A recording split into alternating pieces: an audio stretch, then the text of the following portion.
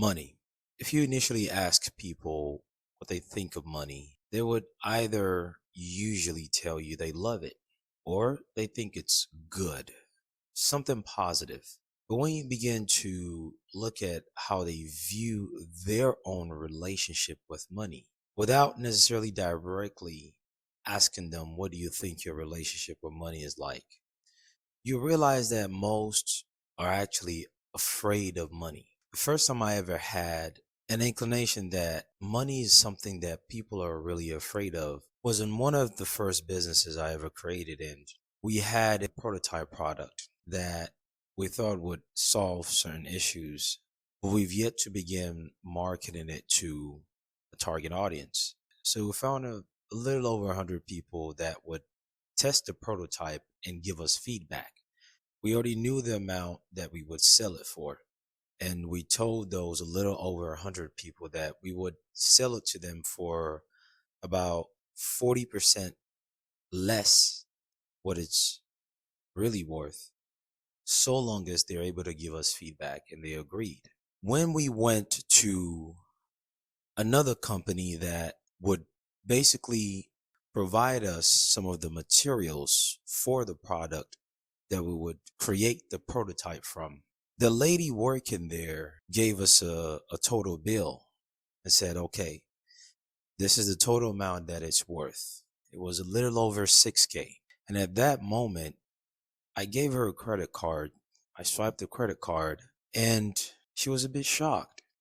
Now, this was basically a mom and pop company, and we used them just to support other small businesses. She was shocked that the amount they asked to create the materials that we would use for our prototype before we start sending it out to those who wanted to test it for us. She was shocked it was just paid out like that, even though to me, I knew that credit card was not my money. It was technically other people's money in form of a debt instrument that will be paid back in increments. And of course, my plan was, with the amount of money we get from a little over 100 people that would test the product out, I'll use it to pay some of the monthly bills on that credit card. So this lady was thinking this was something that I just whipped out magically. Now, at that moment, I didn't realize it.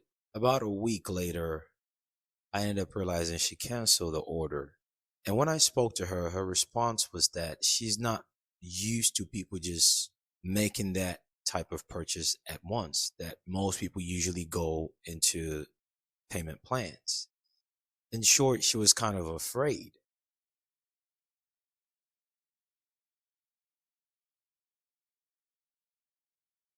Now she's delayed the anticipated time for us to release the product to the people who will be testing it for us, and all the other business plans we had lined up. That day, after I went back in there and spoke with her and her husband, it was a family business they had, I realized people are afraid of money.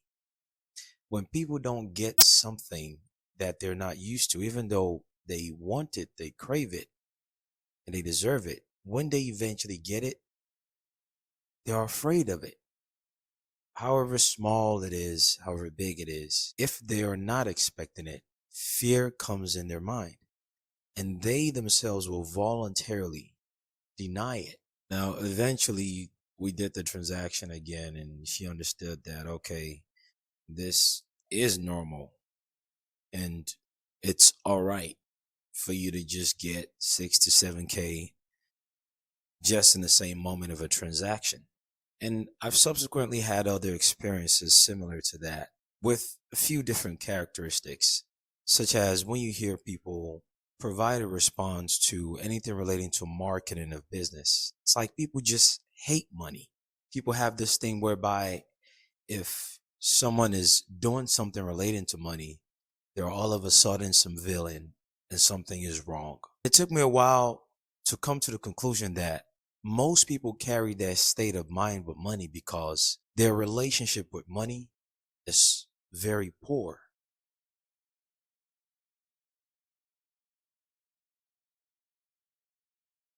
Now, back then with those experiences, I never really thought about why it could have been that way. I've just always thought it was maybe an oversight on my part. because whenever anything sort of acts as a hiccup, it's best for you to look at what you could have done better rather than others. But with time and consistency and repeated pattern and cycles, just can't help but realize most people have not been given the most basic introduction to money.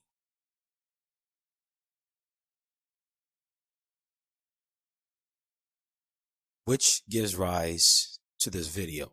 If you really are serious about getting your own affairs together, either using trust or comprehending how certain aspects of business work, financial education is something that you cannot run away from.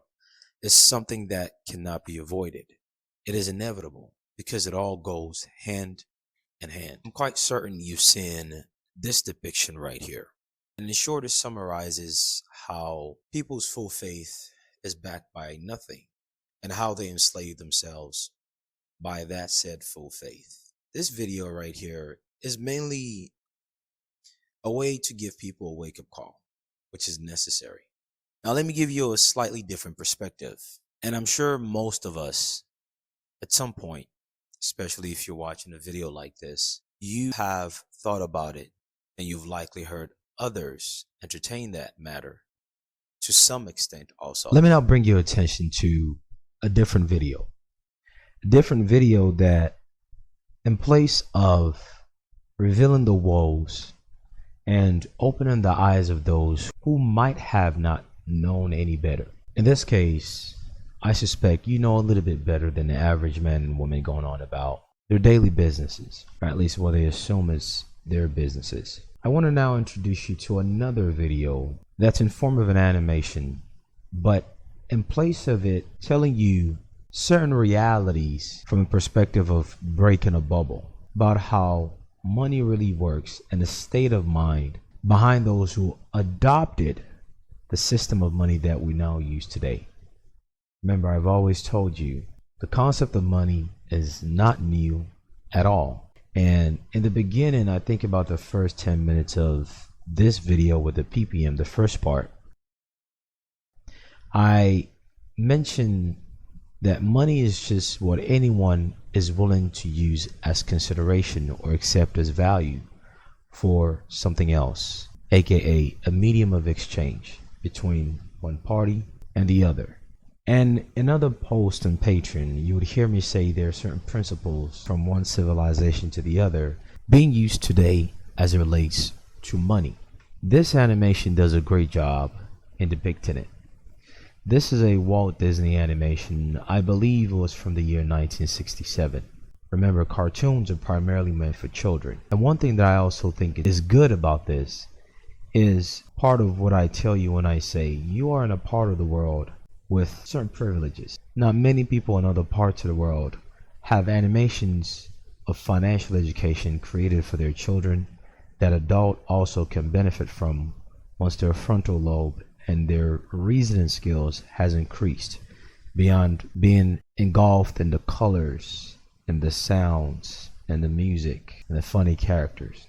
As adult, when you watch this animation that I'm about to show, you really get the state of mind and thinking behind the current monetary system besides the fear and the woe me perspective of, well, no one gave you anything and you must have owned the house first for you to be able to use it as a collateral to back up a loan.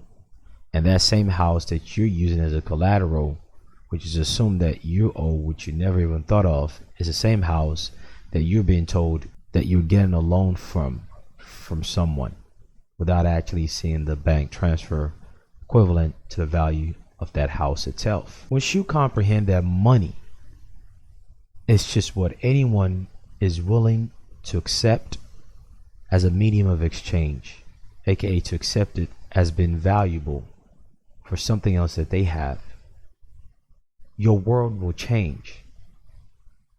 And I cannot emphasize it enough to let you realize that money is far more fluid than you think. A very high percent of those seeking after the birth certificate and whatever value they can get from it don't see money from a fluid perspective at all. They come from the position of someone is the bad guy and the villain, and I'm going to take my stuff back. but their state of mind as to what they're trying to take back, they really actually don't know. These are the things that you need to know for that birth certificate to work for you, rather than you working for it day after day. So listen, and we'll explain as we go along. Once money really was salt. Salt? That's hard to believe. But that was the pay a Roman soldier would receive. At one point in time, we all knew money or value exchange was good old trade by barter. I give you one thing, you give me another item, so long as you need what I'm giving you and I need what you are giving me. And what we are exchanging is not overly valuable than the other. Then is reasonably considered an equivalent exchange. Once upon a time, on a similar note, salt, one of the oldest elements on earth, was used as money for soldiers. Someone who will sacrifice their life will be given salt as a form of payment. I want you to stop and think about that, and realizing that money is that which is accepted as value. As ridiculous as it might sound to you and I today, that someone willing to sacrifice their life, regardless of whether they have children or wives, just think about, you're gonna go kill someone and you sign a death warrant legally, lawfully, because you're doing it for the purpose of society at large, that you just might as well die too. As the old adage goes along the line, you kill by the sword, you die by the sword. Someone willing to go through that extent get compensated with salt. It might sound crazy, but in today's world, it's probably a bit crazier because we use just papers.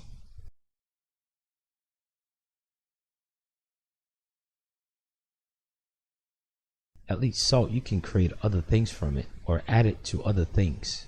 But piece of paper, the best you can do with it is burn it to get warm, and that's if you have enough. Assuming that it's just to be used just as is. And if he was lazy or his work was at fault, you know what folks said? He isn't worth his salt. Aye. Salt was called salarium. That's where our word salary comes from.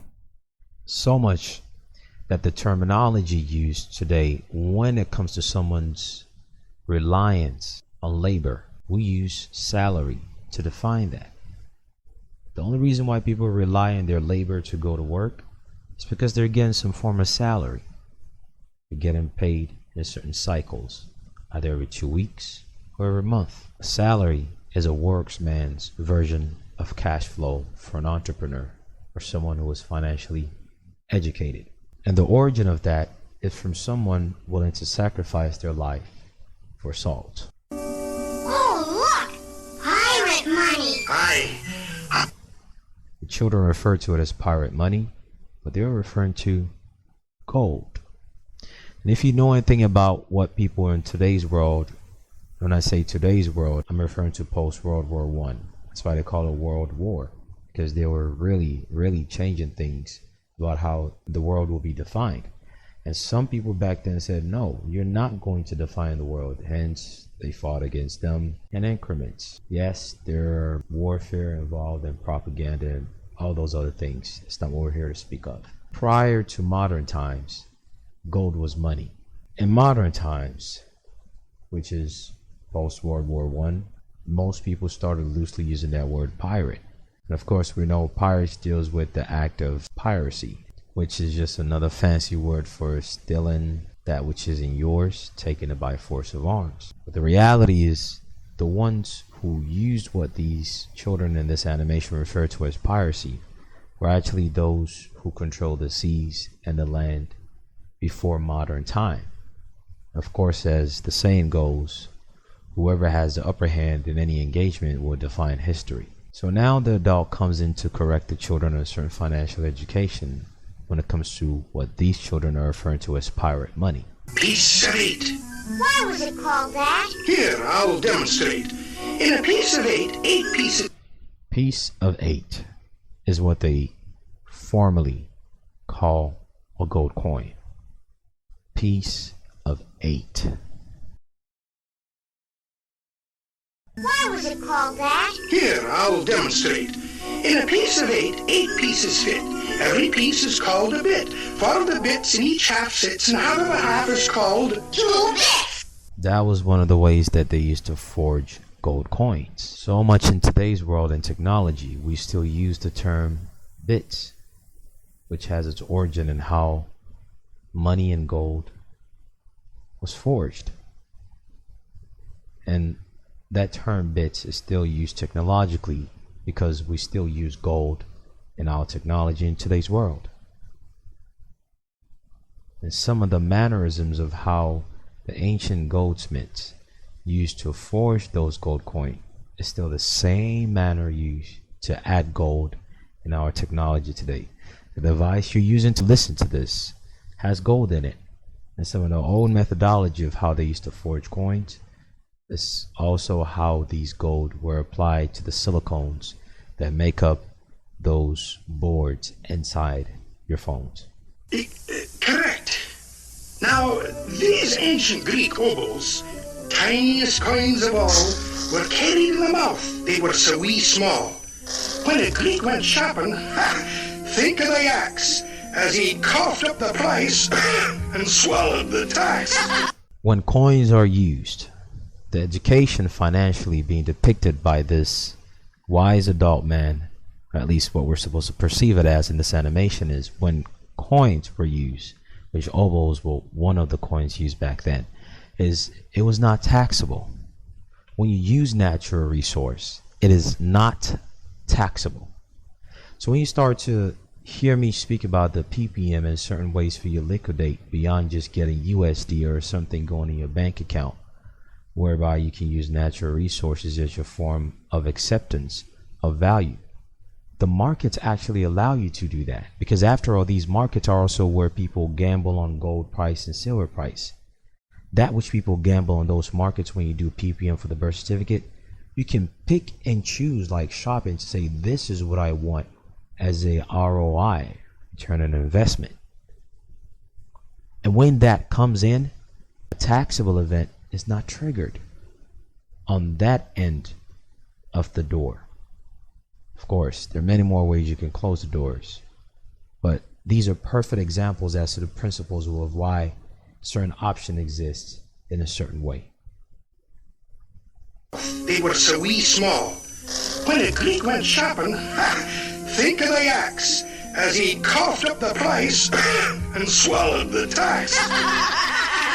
And if you've paid attention so far, they give you an example of what the Romans use as currency, money. Now they're explaining to you what the Moors used as currency, money, which they loosely refer to as pirate money. And they use color spectrum of red in the head and blue in the body, which also signifies something, and the colors of the duck being white, which also signifies something. And then they transition to the money, the coin, natural resources that the Greeks use. You have to realize that North America today, the bully of the rest of the world, is a beneficiary who inherited all these different systems from all these different groups of people from time that they're briefly summarizing based on the currency that they use. And these inheritance that North America, aka the government of the United States, have inherited, to which they built other parts of the world's government from scratch that way after usurpation. They still use these systems, but with contract law and on the inside, rather than generally being publicly available with everyday man. Now the largest coin is this stone wheel from the island of Yap. It's too big to steal. Aye, laddies, that's so. Now there was a time when there was no money, in those dark ages of primitive man. You see, money wasn't really needed until... He's now going to speak about trade by barter, so I assume we all know about that, so we'll just forward this part. And most successful was a disc with pictures on each side. Along with the coin came the paper bill, backed by a government's name. Along with a coin came paper bill, backed by a government's name. So someone or a group of people with military might is now acting as the insurance to coins. The back, and when something is backed, they're speaking of insurance in short. That's just another double speak used by wealthy people to refer to insurance. When they tell you it's backed by this, backed by that, that's just insurance.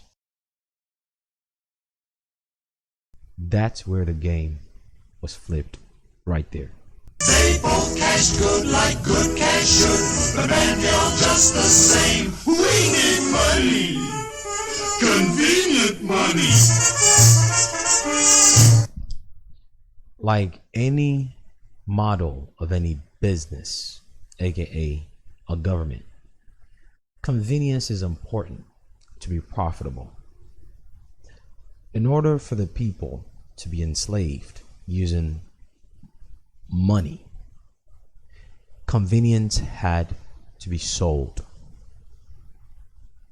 This is one of the reasons why I always say people are the problems themselves. The search for instant gratification is what caused someone with a very shrewd business state of mind. See, business itself and creativity in business is not the problem, has not been the problem, and will never be the problem.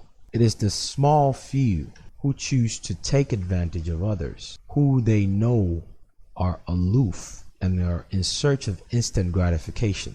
When those small few who are shrewd punish the large for their lethargic way, we get a system of suffrage like what people are experiencing in today's world. Convenience was how physical paper money came by.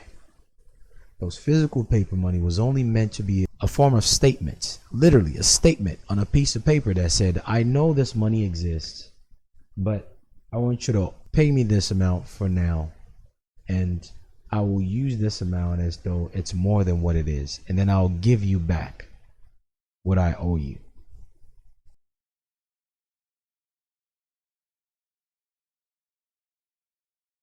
That, ladies and gentlemen, was where the payment of debt only being in gold and silver came about from the Constitution. This clause right here.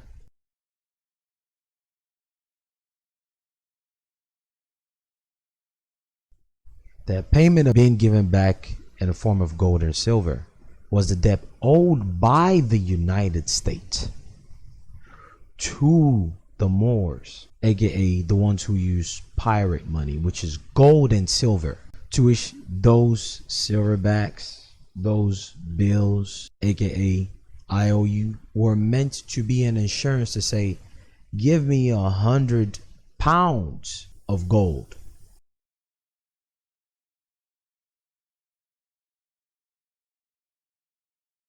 Assure everyone else in your jurisdiction that I'll be able to use that 100 pounds as though it's twice its worth. And I'm going to give you this writing that I owe you that extra 100 pounds, that you allow me to use this 100 pounds of gold as though that's what it is. I want you to keep track of the reality and function and how it ties to the Constitution and what was really going on. What they will not do is add those dots together with you. The problem people make is they assume that that payment of gold and silver is supposed to be their liability, when in truth it is that of the United States. And simultaneously people are saying they're without the United States, yet they're trying to claim the satisfaction of debt the United States has. You're saying you're not United States citizen and you're without the United States, yet you're saying that your payment of debt is gold and silver, especially if you're a Moor or a descendant to which your progenitors are Moors. That means you're saying you owe your own ancestors based on your allegiance with their debtors. It's counterproductive. It's counterintuitive. It's backwards thinking. But if one does not comprehend how it came to life and join the dots, they just wouldn't know. They'll just be regurgitating the stuff they see on social media posts. That's the problem. Financial education is the key that most of these people going on about birth certificate and all these other groups, they lack it. Like like good cash should, but man, you're just the same. We need money, convenient money. Cart this stuff around is too absurd. Why can't we store it high and dry and sign for everything we buy?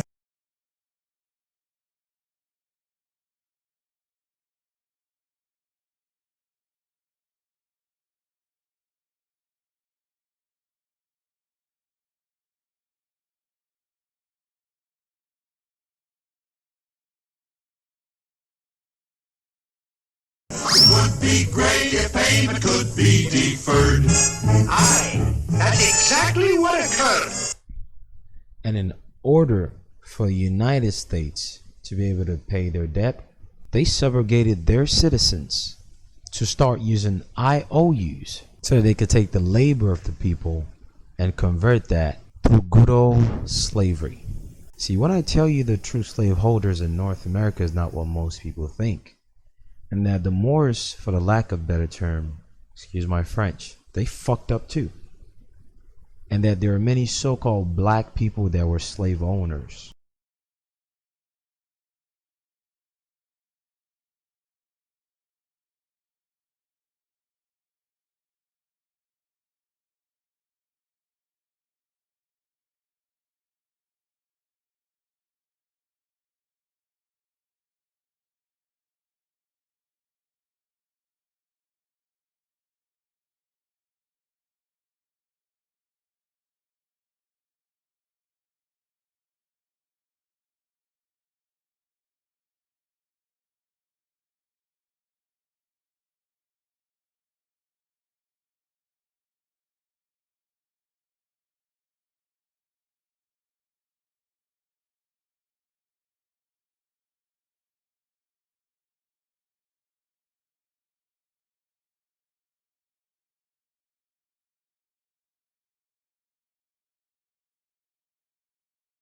And during the quote-unquote Civil War, there were many slave owners that were black, aka Native Americans, that did not want that to end, because they were the ones who gave gold to the members of the United States government.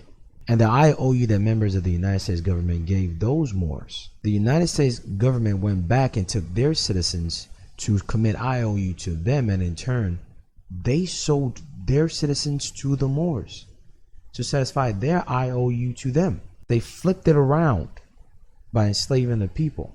And the state of mind those Moors had was, we're not the one enslaving you. It's your government doing so to us, because we allowed them to start doing business in this land. These are the intricacies and the subtleties when it comes to the link to money, the link to things you readily hear and know about that would not completely be told to you. Because if you knew it, your perspective on how all this thing works would completely change. And sign for everything we buy. It would be great if payment could be deferred. Aye, that's exactly what occurred.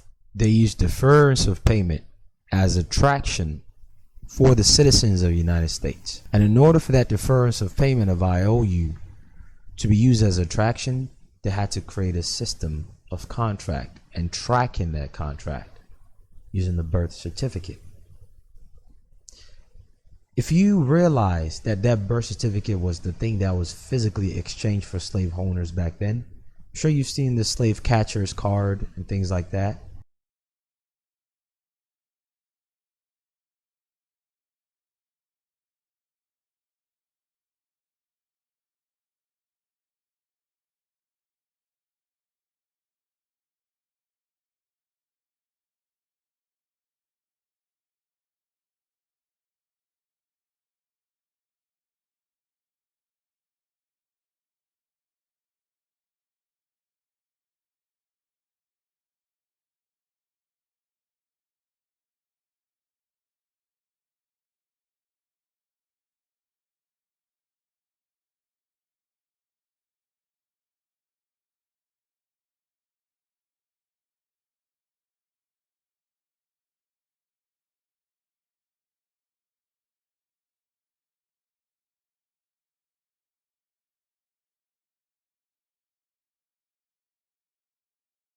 I'm sure you have somewhere in the internet. Those would not have been issued unless the birth certificate had existed. And when you do your research further on the birth certificate, you will realize that that was what was exchanged as receipts when these slaves were transferred.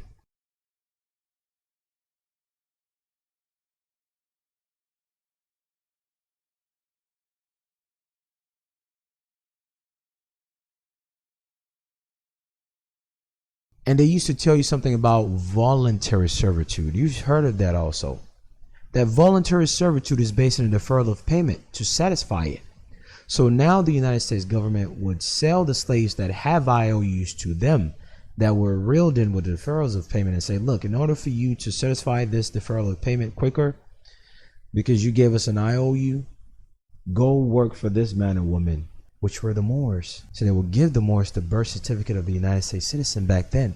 That's the harsh reality many will not tell you. Next came checks and credit cards and purchasing on time. When spending grows so easy, it's hard to save a dime. So now, while that's been done, the United States government successfully usurped the Moors. But they perpetuated the system that they've perfected as to keeping that IOU system up.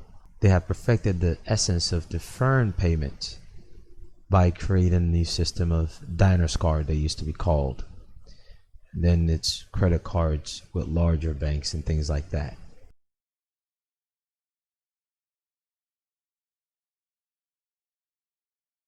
This is the way credit cards used to work. Visa, Diners Club, American Express, MasterCard.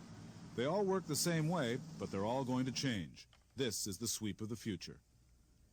And this is International Verifact, the company that makes that little machine in a plant north of Toronto. This gizmo is the built-in telephone so the credit card reader can dial up the computer and see if you're good for it.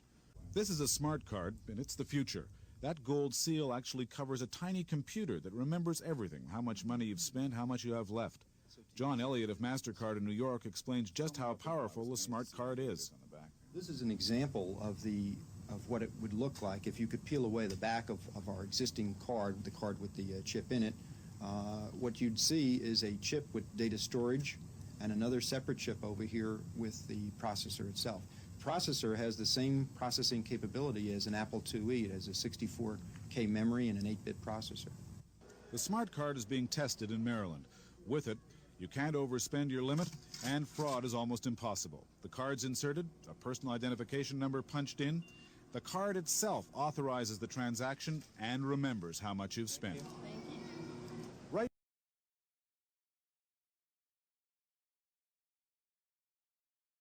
He became formally accredited and get a formally accepted as a form of payment. Most men keep a family well fed today, clothed and sufficiently warmed. But in the main, their wives complain from habits they have formed. We need money! Boy, we need money! It's finally reached the stage that we adored. We're glad we don't need fish or oats or tiger skins or nanny goats. Our money's fine, now all that we need is more. Uncle Scrooge, why don't they just print up a few billion or so? A few billion? Oh, dear, no. My, that word billion, how it's abused. If it weren't so frightening, I'd be amused. Folks have no conception. Now, how much is in this hat? Gee, a billion or more than that. See what I mean? They were nowhere near. There's only 100,000 here. $1 billion. So we'll just skip past this. It just gives you a reference of how much money it will take if you were to stack it, and it's worth so and so, according to what people use it as. A billion sure is a lot. Aye, now print several billion and see what you've got.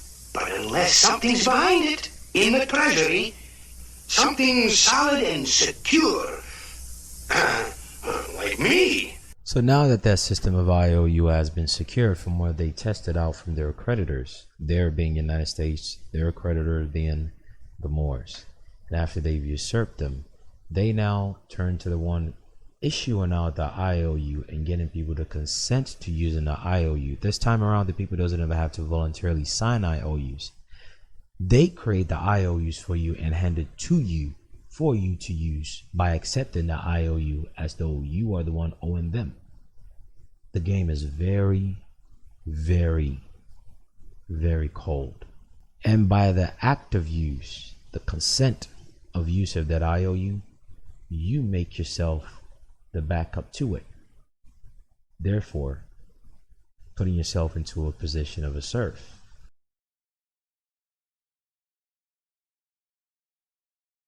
You now become the insurance to it, because you are the ones engaging in the true labor, and labor is the value to society.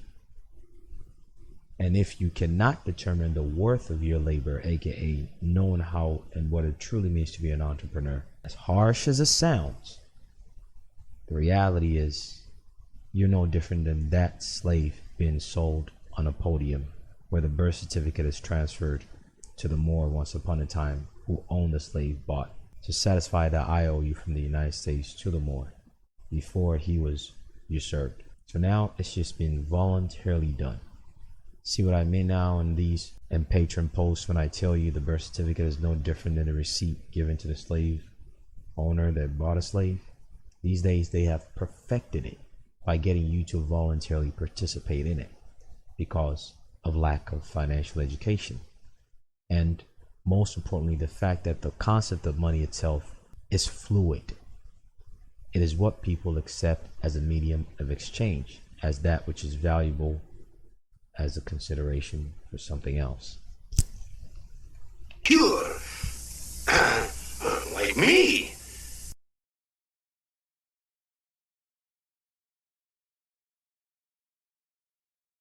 But unless something's behind it, in the treasury, something solid and secure, like me, we'd have inflation.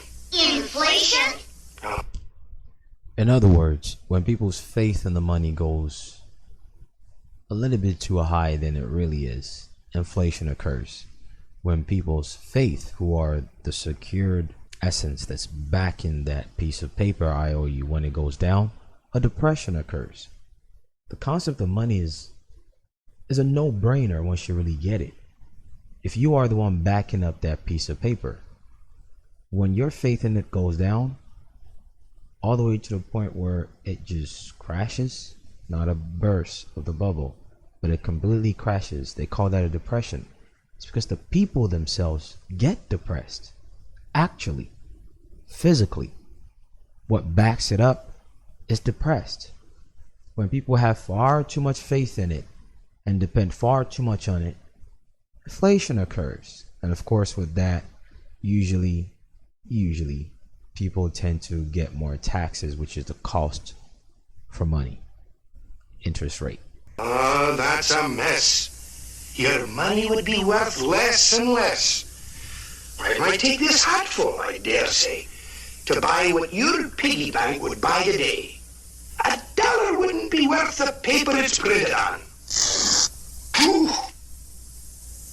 But that's not today. Oh.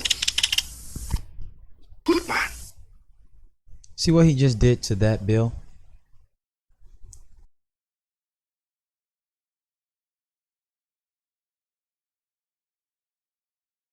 Even though in this animation they use $20.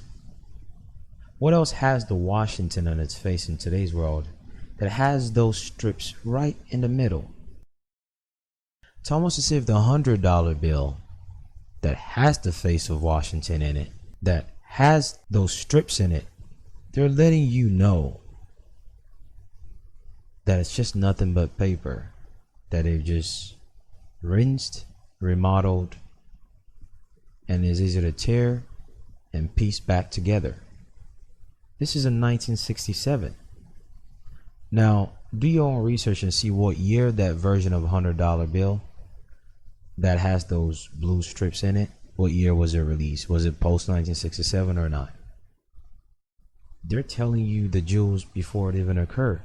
It's just a piece of paper that can be put together with just a thread. He tore it up and sewed it back together.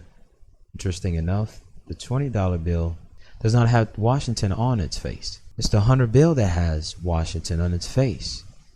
These people were telling you what they're about to do long before it occurred.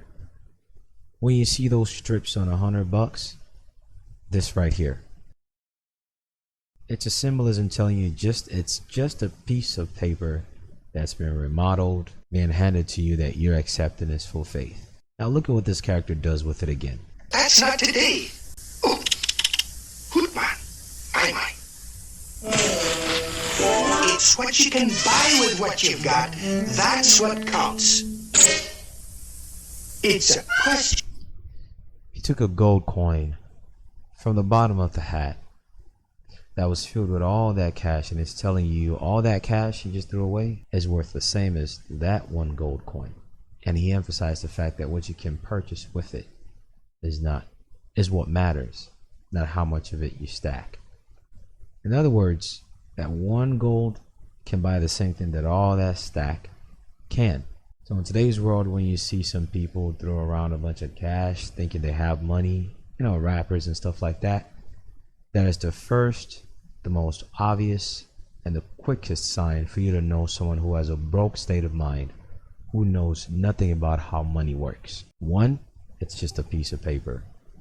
2, it's worth less before it leaves their hand as they're spraying it and touch the ground, because they've printed about 20,000 more of what they just sprayed, which creates inflation, which decreases the value of what they're flaunting around. And 3, because of inflation, it's really not worth anything you can do something substantive with, unless you have the natural resource, which would always hold its value, because the currency, whether you use the dinar, the yuan, the dollar, pesos, those change and fluctuate, but the gold and silver itself remains. It's just a weight, but what you purchase it with is what moves about. Therefore, the metal itself is always more valuable.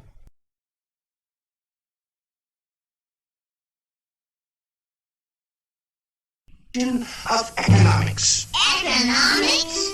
Aye, it only means household management. It's from an old Greek word. Household management, that's budgeting, you can.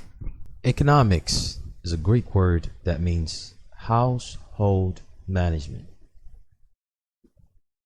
Management of your own monies. A budget, which in short for the everyday man is just something called a balance sheet, a financial statement, where it shows your cash flow, your income, your expense, your liabilities. Many people don't even use that.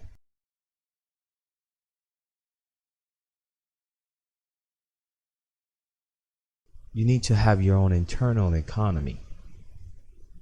Once you have that, and you have it in front of you, you have a better perspective on what your relationship with money is.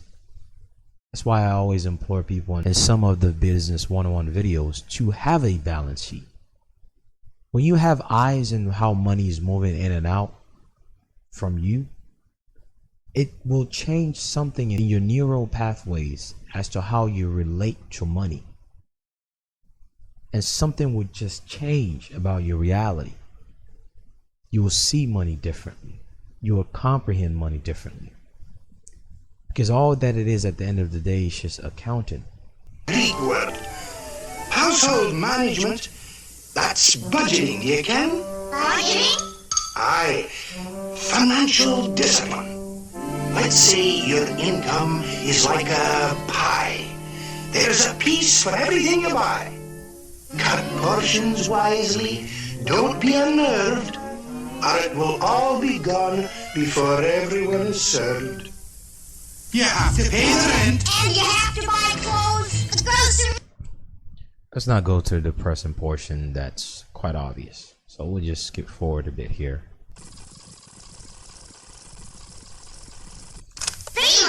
a budget, too. Aye, that they do. That they do. You see, the government provides through the taxes we pay our bridges and schools and places to play. Builds the county road or the modern highway. But let me now tell you the game to this. Presumably the taxes are supposed to go back to benefiting the public at large, building highways, building schools, so and so. The gain to that is most of these are really short-term expenses that are not perpetual. And if it's continuous, they quite often write it off and get the money back nonetheless. And most of the time before roads are fixed, it takes a long time until it costs most people many permanent damage that they don't even realize. All those bumps in your vehicles, it's the reason why most people have back pains and crap when they start getting into their late 30s and 40s. They don't think back to those road bumps as to how it affects the nerves clumping up and all their joints and the fluid getting stuck and all the stress accumulating. Some simple things they just go on every day in their vehicles back and forth every day. And then some people, it physically damages the vehicle and they have to pay for it, things like that. And as for the schools, the education system that the taxes are supposed to build, we all know those don't educate you financially. It just prepares you to be someone else's slave. That's the short end of the stick, which is quite shitty. And there's more to it, but again, so we won't be too depressing with this, I think you can put 2 and 2 together as to how the formal education fails many people. All it gives to people is just a sense of entitlement by writing once again on a piece of paper, no different than money, that hey, you are now capable of doing this because you spent this amount of time of your valuable life sitting in a box listening to someone engaging in limited social activity and competing amongst one another in an unhealthy way without knowing how to work with people or broadening your horizon into the real world. But don't worry, that's exactly what we need, because you just be another big corporation, another entrepreneur's slave. That's the short end of what educations do, with a few exceptions who are aware of that because of the financial education they've received from home. Therefore, they just use the networking system that's really available to their benefit. But the majority of people don't do that. They're just content with getting a job. They're just content with the mundane. All for in the budget, departments of police and of water. Of course, we know what they do with the water and what they put in there that screws you up. And of course, those who are supposed to protect you, which is the departments of the municipal police, they're the ones fucking people up. These days, if you dial 911, you have about 7 out of 10 chances of getting your ass kicked, being verbally abused, and even getting arrested and sued. Because if someone is giving you a summons into a court, they're suing you. Why? Because you needed assistance. If you're not careful, because most of those people that work in those police departments, their IQ is not quite up there.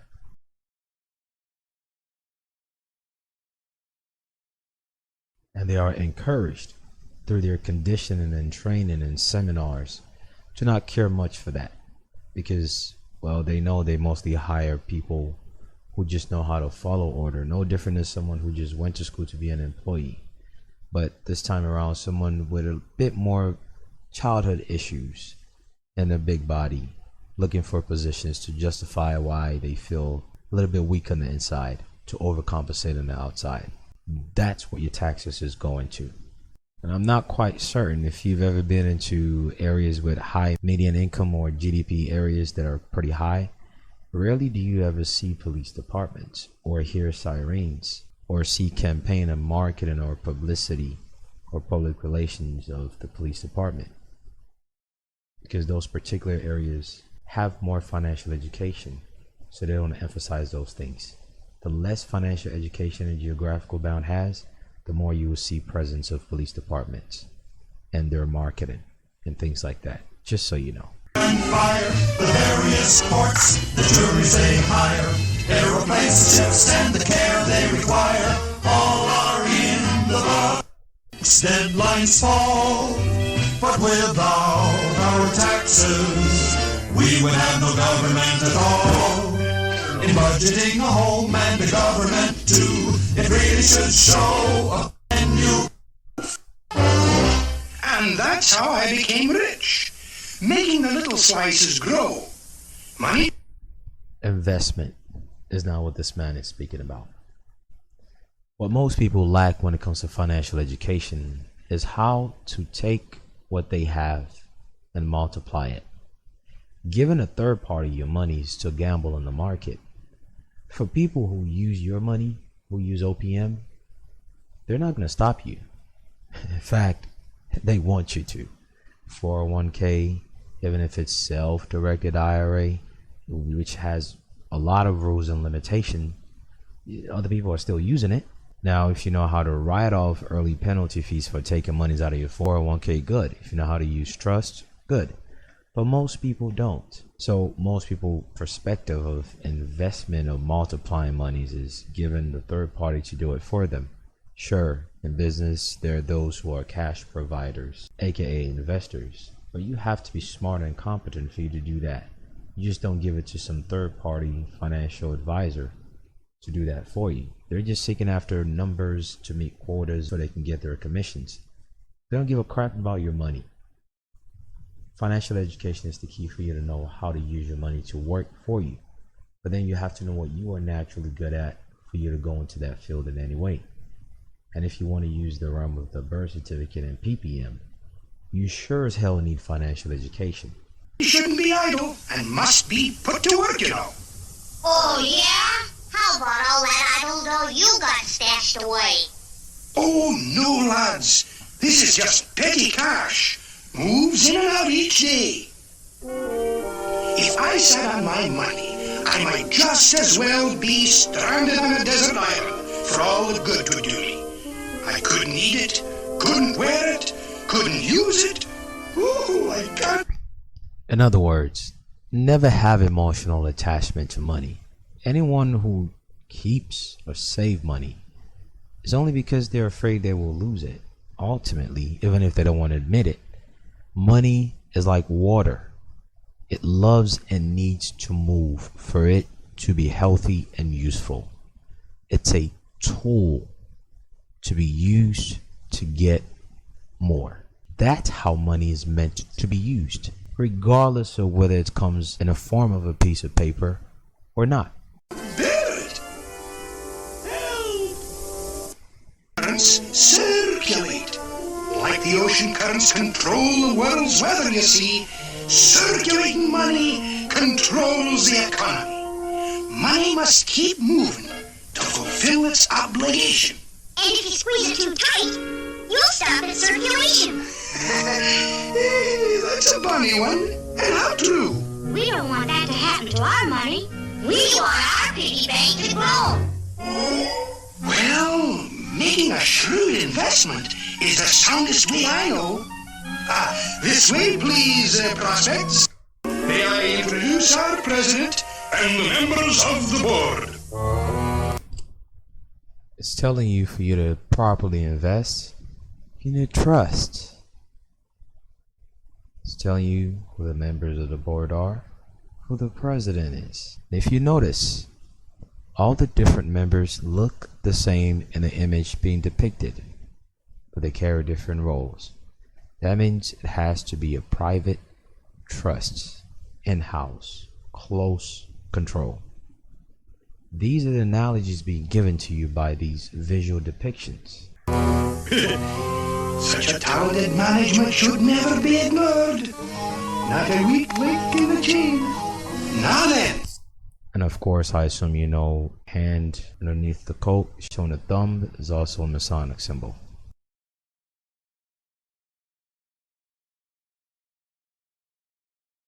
It behooves you when investing to investigate the facts, and you'll profit. Contract is how all of it is done. But before you enter into the contract, like I always say here, before you use any document, know what it does. That is the most important part. Hey, I'm inviting you to come join the patron page. Not only do you get access to documents, posts, and videos that you will never find on any other platforms, you also get instant access to webinars that otherwise will cost far more. And we speak of things that usually we would not be able to speak of on any other platforms far more freely. On top of that, you get the opportunity to send me monthly questions along with everyone else's questions, so you can see other people going through similar circumstances. You never know, what you think might be a stupid question is quite often very valid.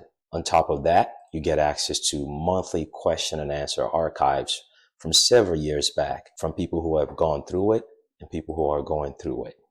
Get information regarding things you experience daily that you didn't even know you could take advantage of when it comes to business, work, or other personal things. There's a community of people where you can bounce information off of, and they can give you some tips and tricks based on what they're currently going through in their respective venues that you might maybe want to link up with. And there's a high likelihood you're not going to find them anywhere else. And you also get the access to directly send me messages. Oh, and also if you are a tier 4 member, you get access to yet another monthly meeting where we actually answer as much questions as we can, and we're between an hour and a half, in some cases up to 4 hours. In addition to that, we also show some exclusive lessons that are not going to be posted on Patreon or anywhere else but the tier 4 meeting alone. So come forth, come join the 500 plus people already on Patreon. And in some cases, we even give certain things out. And while you're at it, you might want to check out the store, subtlesubstanceservices.com. There might be a few things you want to pick up in there.